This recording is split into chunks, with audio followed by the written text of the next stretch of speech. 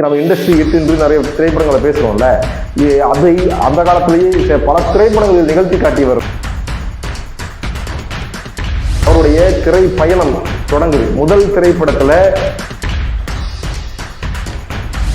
பல நடிகர்கள் திரைப்படங்களில் வெற்றி திரைப்படங்களை பல திரைப்படங்களை கொடுத்திருந்தாலும் விஜயகாந்த் மட்டும்தான் சிகப்பு மல்லி. நாம கிட்டத்தட்ட திரையில் எப்படிப்பட்ட விஜயகாந்தை பார்க்கிறோமோ, எப்படி ஒரு கம்பீரமான தோற்றம், ஒரு கம்பீரமான பேச்சு, ஒரு கம்பீரமான பார்வை, இப்படி திரையில் எப்படி நம்ம பார்க்கிறோமோ, ஆனால் விஜயகாந்த் தான் முதலாக அந்த மரபை உடைக்கிறார். அது என்ன, கதாநாயகனுக்கு ஒரு வகையான உணவு.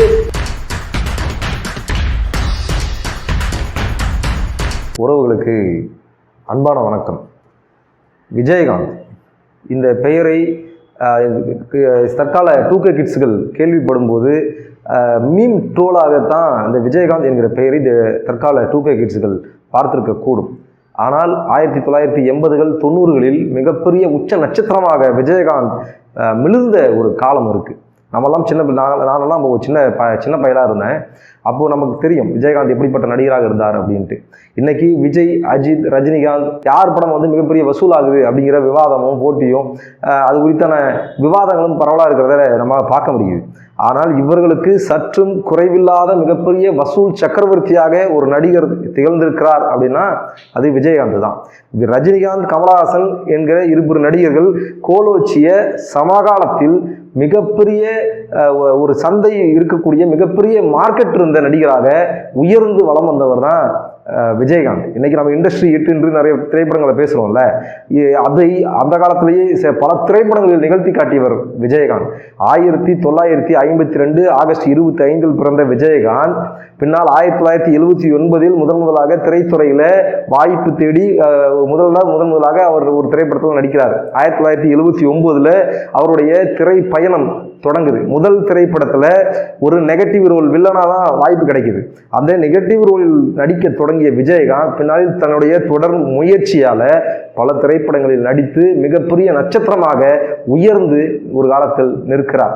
இப்போ பல நடிகர்களை நம்ம பார்க்கிறோம். பல நடிகர்கள் தமிழ் சினிமாவில் பல நடிகர்கள் உயர்ந்து மிகப்பெரிய பிரபலமான நடிகர்களை நம்ம பார்த்து கொண்டுதான் பார்த்திருக்கிறோம். அது விஜயகாந்த் ஏன் ஒரு தனித்துவமானவர், தனித்துவமிக்கவர் அப்படின்னா, பல நடிகர்கள் வெற்றி திரைப்படங்களை பல திரைப்படங்களை கொடுத்திருந்தாலும் விஜயகாந்த் மட்டும்தான் சிகப்பு மல்லி, அலையோசை, நீதியின் மறுபக்கம், நீதி பிழைத்தது போன்ற மிக புரட்சிகரமான திரைப்படங்கள்ல மக்கள் சிக்கல்களை பேசக்கூடிய திரைப்படங்களில் நடித்த நடிகராக விஜயகாந்த் இருக்கிறார். அதனாலதான் அவர் தனித்துவமாக நாம் அவர் குறித்து சிந்திக்க வேண்டிய நடிகராக விஜயகாந்த் இருக்கிறார்னு தான் நான் நினைக்கிறேன். அப்படிப்பட்ட விஜயகாந்த் பின்னாளில் மிகப்பெரிய நட்சத்திரமாக வளர்ந்து நிற்கிறார். மிகப்பெரிய நடிகராக வளர்ந்து வர்றார்.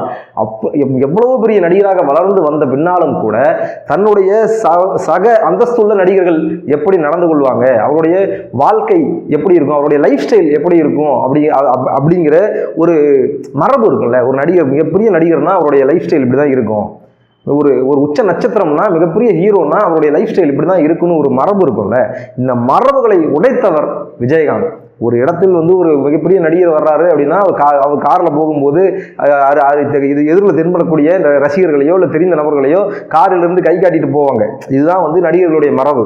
ஆனால் விஜயகாந்த் அந்த மாதிரி சூழல் வரும்போது, அந்த மாதிரி சூழலில் எதிரில் அவர் காரில் போகும்போது எதிரில் தெரிந்தவர் நபர்களோ ரசிகர்களோ தென்படும் போது காரை விட்டு இறங்கி கை குலுக்கி தோல் மேல் கை போட்டு சிரித்து பேசிவிட்டு தான் செல்வார். இப்படிப்பட்ட ஒரு வழக்கமுடையவர், இப்படிப்பட்ட ஒரு பண்புடையவர் விஜயகாந்த் நம்ம பார்க்கிறோம். இன்றைக்கு விஜயகாந்த் மறைந்து விட்டார். இன்றைக்கு அவரை குறித்து பேசுறாங்க, நிறைய பேர் பேசுறாங்க. 80களில் நடிக்க வாய்ப்பு தேடி வந்தவர்களில் தொடங்கி 90களில் நடிக்க வாய்ப்பு தேடி வந்தவர்களில் தொடங்கி சமகாலத்தில் நடிக்க வாய்ப்பு தேடி வந்தவர்கள் வரைக்கும் தமிழ் சினிமாவில் இருக்கக்கூடிய அத்தனை தொழில்நுட்ப கலைஞர்கள், உதவி இயக்குநர்கள், சக நடிகர்கள், சின்ன காமெடி நடிகர்கள் என்று அத்தனை பேரும் பேசுறான். விஜயகாந்த் எனக்கு உதவி இருக்காரு, விஜயகாந்த் அலுவலகத்தில் நான் சோறு சாப்பிட்டுருக்கேன், விஜயகாந்த் எனக்கு உணவு கொடுத்துருக்காரு, விஜயகாந்த் இல்லைன்னா நான் இல்லை என்று வர்றவெல்லாம் பேசுறான். அத்தனை பேருக்கும் விஜயகாந்த் மறக்க முடியாத மனிதராக அத்தனை பேருக்கும் இருக்கார். இப்படி ஒரு மனிதனால இருக்க முடியுமா அப்படின்னு தெரியல. அப்படி ஒரு மனிதனாக விஜயகாந்த் வாழ்ந்திருக்கார்.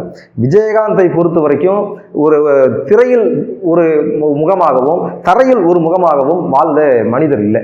நாம கிட்டத்தட்ட திரையில் எப்படிப்பட்ட விஜயகாந்தை பார்க்கிறோமோ, இப்படி ஒரு கம்பீரமான தோற்றம், ஒரு கம்பீரமான பேச்சு, ஒரு கம்பீரமான பார்வை, இப்படி திரையில் எப்படி நம்ம பார்த்தோமோ கிட்டத்தட்ட உண்மை தரையிலும் அப்படித்தான் வாழ்ந்திருக்காரு விஜயகாந்த். இன்னைக்கு நம்ம பெரிய பெரிய நடிகர்களாக இருக்கக்கூடிய இன்னைக்கு சமகாலத்தில் இருக்கிற நடிகர்களை நம்ம பார்க்கிறோம். ஆனால் அந்த காலத்தில் விஜயகாந்த் வளர்ந்து இருந்த காலத்துல படப்பிடிப்பு தளங்கள்ல உணவு பரிமாறுவாங்க. படப்பிடிப்பு தளங்கள்ல வேலையாட்களுக்கு, அங்க பணியாளர்களுக்கு உணவு கொடுப்பாங்க. ப்ரொடக்ஷன்ல இருந்து அந்த தயாரிப்பு துறை தரப்புல இருந்து உணவு கொடுப்பாங்க. அப்படி அத்தனை திரைப்படங்களுடைய படப்பிடிப்பு தளங்கள்லையும் உணவு எப்படி கொடுக்கப்படும்னா, கதாநாயகன், கதாநாயகி, அப்புறம் இப்ப ஒளிப்பதிவாளர், இவர்களுக்கெல்லாம் ஒரு தரத்தில் ஒரு கிரேடுல உணவும், அதற்கு பின்னால் இந்த உதவி இயக்குநர்கள், மற்ற கலைஞர்கள், இவர்களுக்கெல்லாம் ஒரு கிரேட்ல ஒரு தரத்தில் உணவையும், பின்னால் இந்த லைட் மேனு, இந்த மாதிரியான சின்ன சின்ன பணியாளர்களாக இருக்கிறவங்களுக்கு ஒரு தரத்தில் ஒரு உணவையும், இப்படித்தான் இப்போ பொதுவாக படப்பிடிப்பு தளங்கள்ல உணவு வழங்கப்படும்.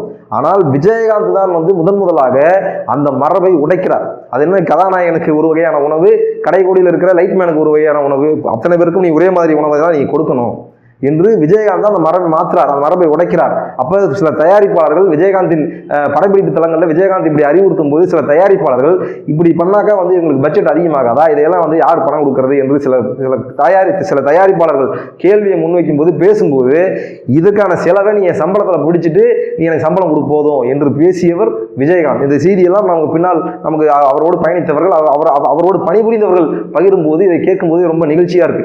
அப்படி வளர்ந்து வர்றார். அப்படி வந்தவர் விஜயகாந்த். ஒரு தமிழ்நாட்டில் ஒருவர் மறைஞ்சிடறார். எத்தனையோ பேர் மறைகிறாங்க. நாள்தோறும் மறைவு செய்திகளை நம்ம பார்க்கிறோம். பல பேர் இறந்து போறாங்க.